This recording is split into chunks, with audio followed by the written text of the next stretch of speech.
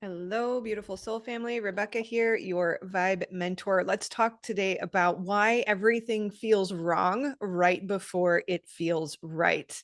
Why the liminal space between the old life and the new life can feel like death. You see, the term liminal space actually comes from the word limen, which means threshold. We are very much in this space right now, being in the end of a 9 year and the beginning of a 1 year. We are transitioning globally from one way of being into a new way of being. And that's been happening for a while. But this past year, 2025, being a 9 year, has been extraordinarily palpable in the sense of transitioning from the old into the new. And that threshold moment can be very difficult. It can really trigger the brain and the body and the nervous system, because it's basically setting off alarm bells saying there's uncertainty and unfamiliarity and an absence of normal context that helps us orient and feel safe. The brain and body is in charge of, or the brain and the nervous system is in charge of keeping us safe and therefore alive. And it does that through prediction, looking to the past for how the future will go. But clearly, we are not in the same space and time anymore. So, whether or not you personally are going from a transition of an old life to a new life, or if you're just experiencing the palpable sense of the world going through that transition, you may likely be feeling the pain and the difficulty and the discomfort of being in a liminal space. Our brain and our nervous system crave predictability, and that predictability is what gives us that sense of safety. And so without predictability, it can feel very destabilizing. It can come with uncertainty and ambiguity and a loss of identity, or even what will eventually require neural pathway rewiring, but feels very uncomfortable when we don't understand what it is that's happening in our brain and our nervous system. And so what happens neurologically in the brain when we discontinue using an old neural pathway, essentially it turns into hot air. And so it can feel very difficult when an external stimuli would typically provoke or and trigger the use of this neural pathway, but it no longer is effective. It no longer works. It no longer applies. We can feel at a loss. We have not yet grown the new neural pathways that are going to support the new life and the new space. And yet we don't have the old neural pathways to rely on either. So it can feel very disorienting to be in that not anymore, but not yet space, right? The old story has ended, but the new story hasn't fully clarified itself or fully begun yet. And again, that is very disorienting. And of course, that can bring up a lot of emotions where you can feel sort of like a roller coaster of excitement for the new life one day and then grief or loss the next day. Certainly can come with anxiety because that system is always looking to predict the future to feel safe. Sometimes that shift and change in the life story may come with loss. We may have let go of people, places, or things that no longer support us, nurture us, or are part of our future path, right? That can come with overwhelm. And sometimes even our purpose can be impacted. We can question just about everything in our life. Why am I doing what I'm doing? Is it still supporting where I'm going? Will the old version of how I did what I did, will it come along? Is it trying to transition? God in the universe has a strange way of taking something from us before it replaces it and brings in the new thing. So it can feel like the business is shifting and changing. Clients are shifting and changing. The way I want to do business is shifting and changing, right? The way I communicate with individuals, who I communicate with, what spaces I go to, they're all up for question. And this overwhelm of the system can almost be paralyzing if we don't understand what exactly is happening. So, nervous system regulation, management, trauma healing, trauma spotting is all a critical component of being able to manage this system and keep it from reaching that point of overwhelm or collapse. There's something called the diathesis model in psychology. If you follow me, you know I talk a lot about it. Essentially, our bodies are like a cup, and our stress, our trauma, our life experiences are the water. What happens when we have too much water in our cup?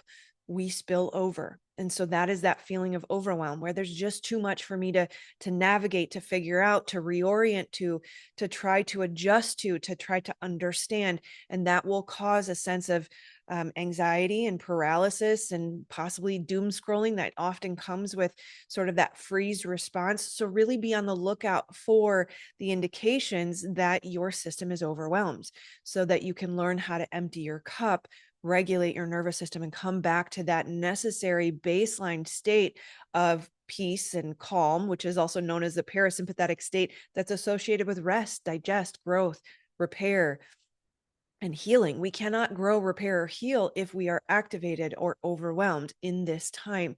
And so really becoming intimately aware with your internal environment and learning how to support yourself to keep the system from getting overwhelmed or shutting down. Now, it's important to perceive the liminal space actually as a positive thing. This is a place where we are growing. It's a catalyst for change. It's a catalyst for the next level up. Something big is happening. It's interesting that we are exiting the year of the snake, and many people are using the reference of a snake that sheds its skin. Oddly enough, or probably not odd at all, and there are no coincidences, it absolutely correlates to a 9-year where we're letting go of everything that can no longer come into the next phase. And so this catalyst for growth is leveling you up. It might be difficult. I can't imagine a snake shedding its skin is a comfortable thing. And so we want to remember that this is good. Keep telling yourself this is good, even in those moments of heartache or grief or loss or overwhelm or discomfort of uncertainty or anxiety. Be in the sensation in your body and continue to tell yourself this is good. Refuse to disassociate, refuse to avoid, refuse to numb, refuse to look away, refuse to go back to old coping mechanisms or comfort zones that suppress and repress what is trying to be birthed through you. Remember that every emotion and sensation in your body is a gift that is offering you the message of healing, the opportunity for growth, the opportunity to let go of what was dead weight and holding you back. And so in the moment when it's really difficult or it's really uncomfortable, you feel really powerful anxiety, watch the story of the mind, because that will perpetuate the sensation that is the emotion trying to move through and out your body. If you tell yourself a story of, I lost this thing and I'll never get it back, that's going to put you in a never ending cycle of pain.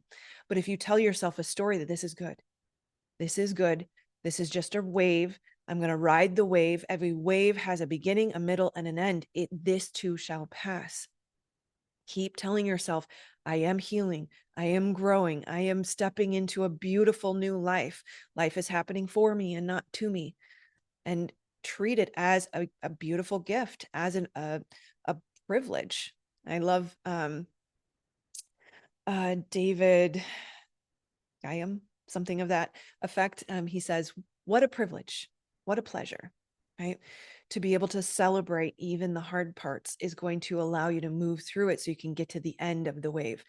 Emotions on average only last about 90 seconds. So if you're in it for more than 90 seconds, you're avoiding, you're distracting through the phone. You're telling yourself a story that it's not going to end or that you've somehow lost something. So look at, it's interesting, the phrase object impermanence is coming to mind, which is interesting. Let me feel through that, because object impermanence is for a baby who has not developed the ability for object permanence. We can realize, or the baby thinks that it's lost something just because it goes out of view. That's why they love peekaboo, and that's why they have separation anxiety when you drop them off in, say, a daycare.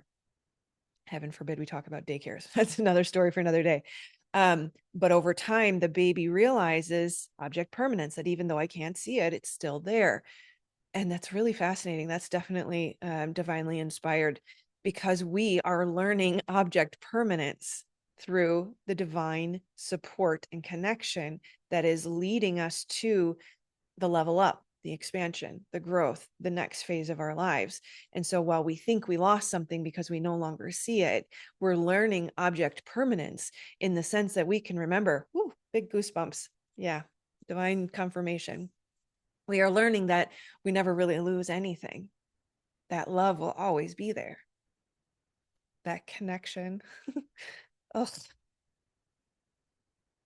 will never go away. Obviously, I'm in a liminal space too.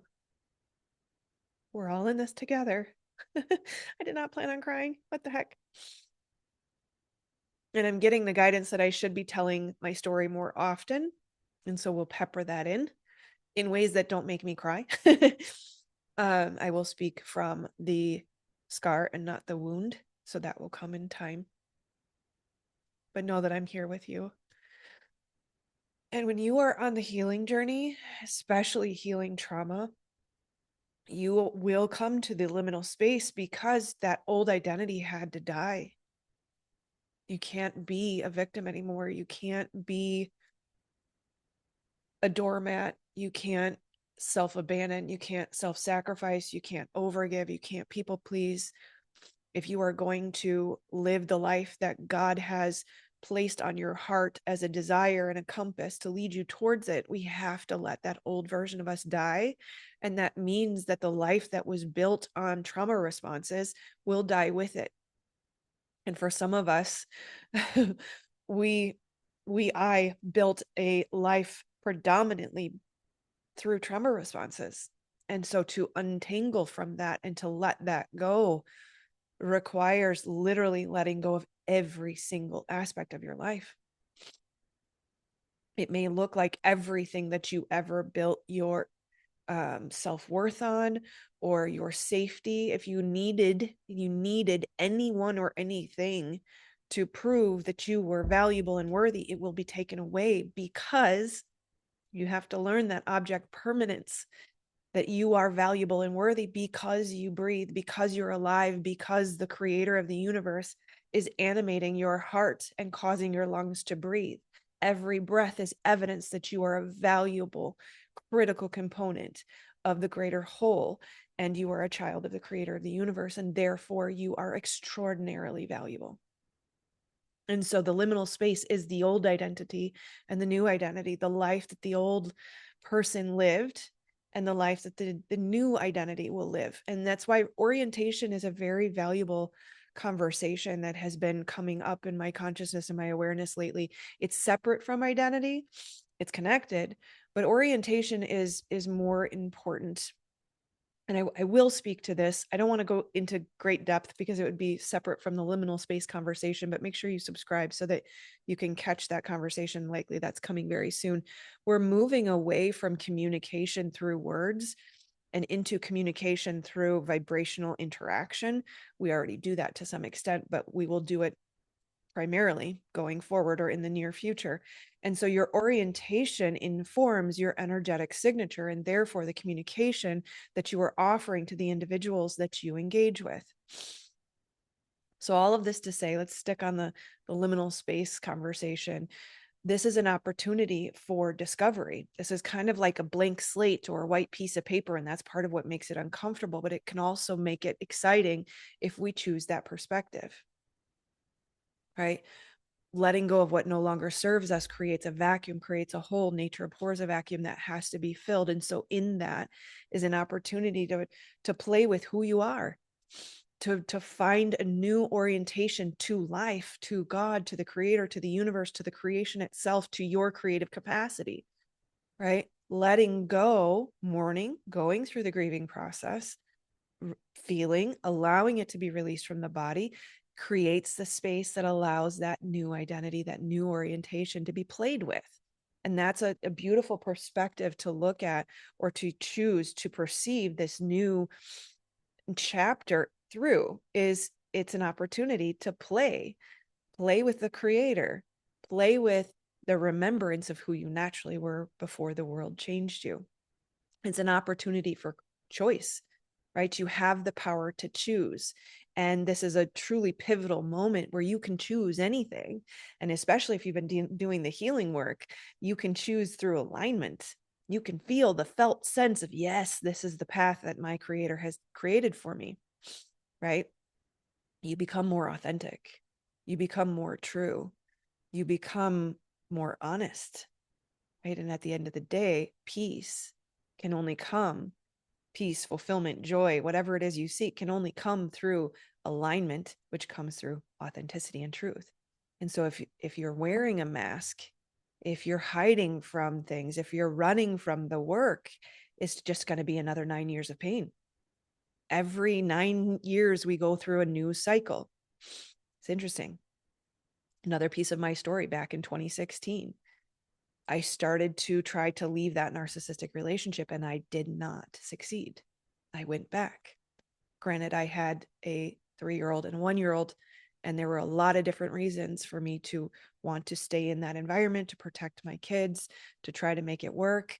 It was a catalyst for my healing journey, the mirror that I needed to see all of the different ways that I was self-abandoning and overgiving and people pleasing and fixing and trying to be the one that carried the entire freaking family, to be the one that regulated the entire family, to try to clarify distortion and be the one who delivered the truth, all at my own expense. That was the last 9 year. 2017, I committed to another 9 year of cycle of pain because I wasn't ready. But this is the moment where we're in the liminal space, we're in the hallway, we're in the waiting room. Don't go back to the old life. Don't go back, because it will be another 9 years of hard, painful lessons. Be willing to stay in this difficult space and do what it takes to step into the life that God has for you. Because we're not meant to learn through suffering. We're not meant to learn through pain. Pain plus resistance equals suffering.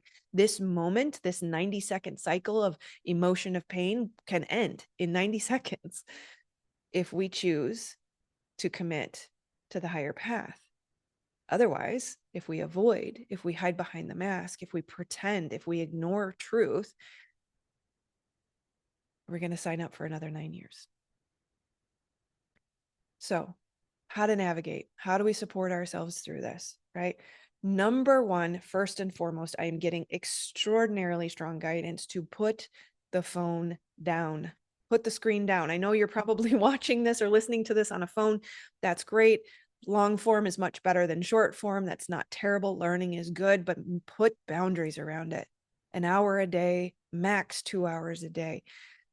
It's so fascinating. Another video coming soon. Make sure you subscribe. The kingdom of heaven is within, right? The body is the temple of the spirit. Seek ye first the kingdom of heaven and all things will be added unto you. Get inside your body, right? Christ consciousness, oneness, unity, the divine source of all that is lives inside of your body. Every breath, every heartbeat is evidence of that. But you are disconnected if you are pulled out. I almost think that the phone is like the Antichrist, right? Did you know that scrolling actually dysregulates your nervous system? Even though you feel zoned out and you feel like some kind of relief temporarily, when you're done, you're going to feel more anxiety. It actually is suppressing the nervous system, suppressing emotion, suppressing processing. So put the phone down. Put ChatGPT down. I'm hearing a lot of people are becoming dependent and almost addicted.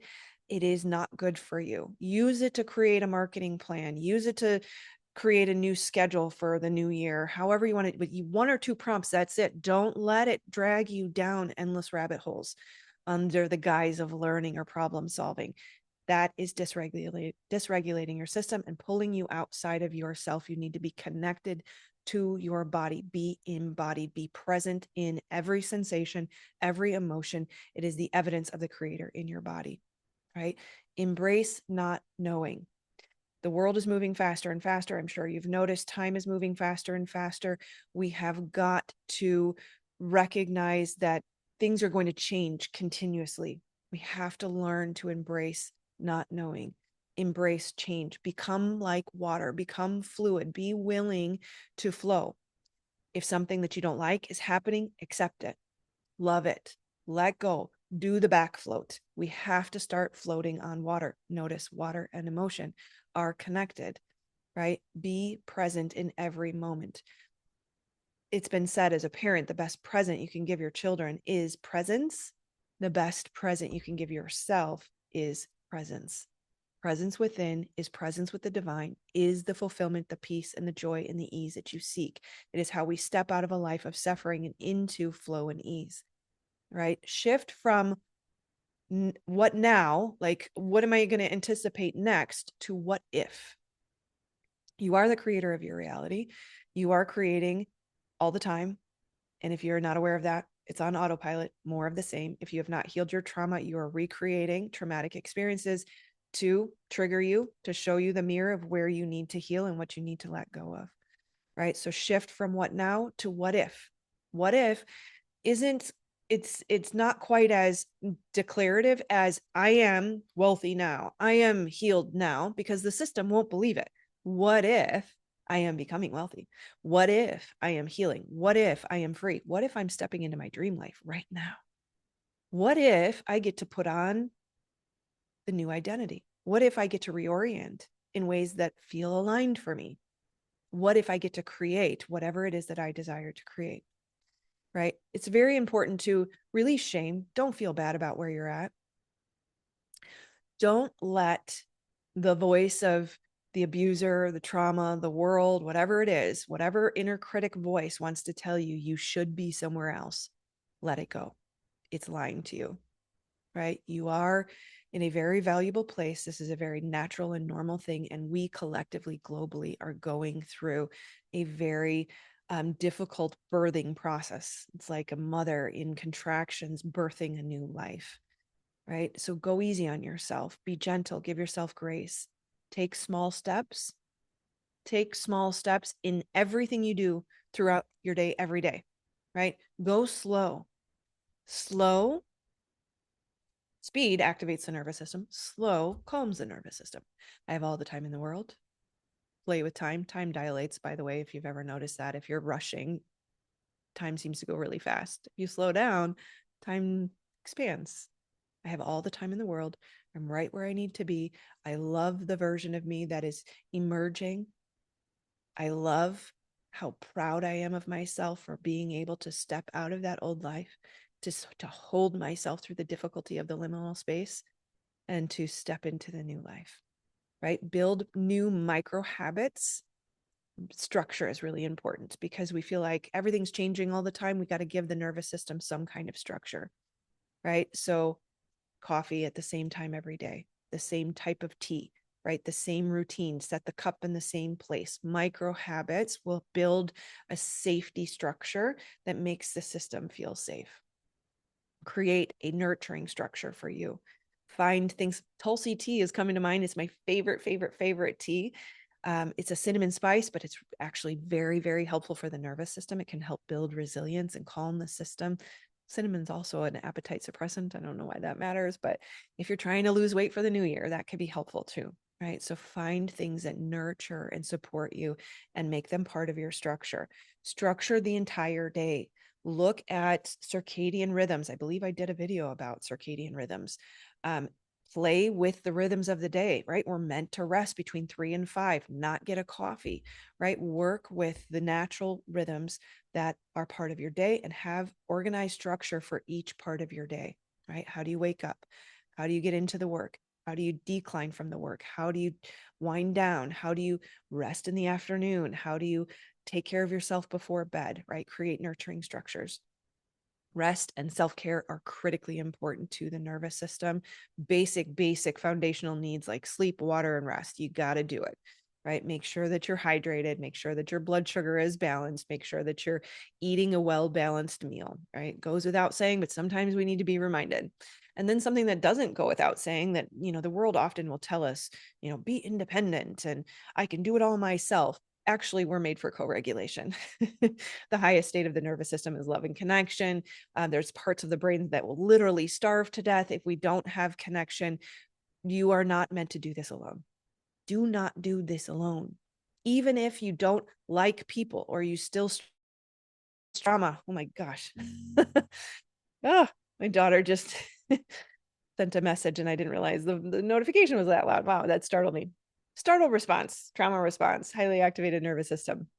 But anyways, where were we at? Co-regulation. You need people, right? So if you struggle with people, go to a coffee shop, go to the library. Just being in proximity to another body allows your body to anchor, right? Our nervous systems are always talking to the people that we're around. It can go we know 6 feet on average, but it can go up to 20 feet. We haven't fully been able to measure the extent that the nervous system can connect. So your energy and your nervous system are connecting with other people when you're around them. Co-regulation is a critical component to healing. You can get 90% of the way there, but if you don't have healthy relationships in your life, you're going to struggle to fully heal, right? Journal and reflect. Journal your feelings. Create I'm stumbling because gratitude journals are like, yeah, gratitude journals. It's great, it's helpful, but if you only do it 5 minutes a day, it's not really going to have the impact that gratitude can have. Gratitude is the gateway. There is nothing more powerful. If you can hold yourself in gratitude all day long, miracles will start to happen. So at the bare minimum, journal your gratitude journal in 5 minutes in the morning, but if you can carry the gratitude all throughout the day, it's powerful, right? Just keep reminding yourself of how far you've come, the ways you have made progress, right? We've got to start to document how far we've come and the progress we've made, because that old mentality, that overactive limbic system, wants to constantly look at problems and threats. We have to retrain our brain and our reticular activating system to see progress and see things to be grateful for. You can even take gratitude one step further. And this is like a video in and of itself, but I'm going to give it to you today. Every time you notice, I want to be here, I want to have that thing, switch it into gratitude. I already have my dream business. I already have my dream partner. I already live in my dream home. Thank you. Thank you, God. I live in my dream home. Thank you, God. I have my dream partner. Thank you, God, that Trauma Spotting is a global success and helps millions and billions of people around the world come back to their true, core, aligned, authentic nature, right? Powerful creators. Thank you. It's already done.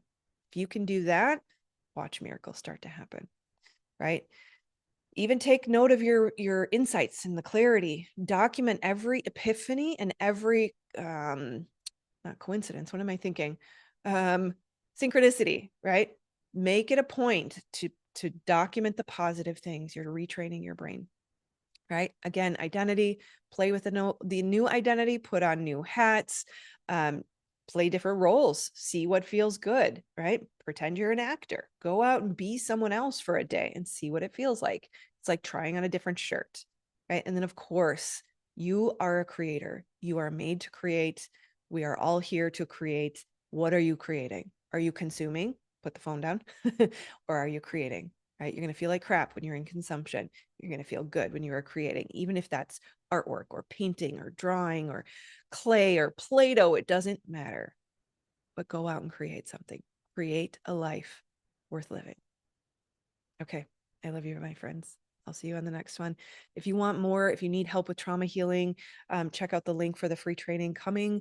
Looks like I might be doing it tomorrow or Monday, something like that. And the link below will tell you the date.